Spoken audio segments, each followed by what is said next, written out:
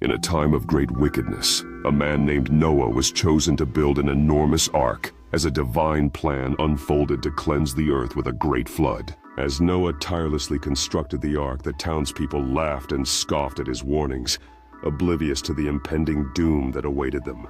With the animals safely aboard, Noah sealed the great doors of the ark, just as the first drops of rain began to fall, signaling the start of the divine flood. As the floodwaters surged higher, Noah and his family huddled inside the ark, caring for the multitude of creatures they had saved, while the world outside was swallowed by the relentless deluge. After many days, the flood finally receded, and Noah emerged from the ark greeted by the sight of a transformed world filled with new possibilities and renewed life.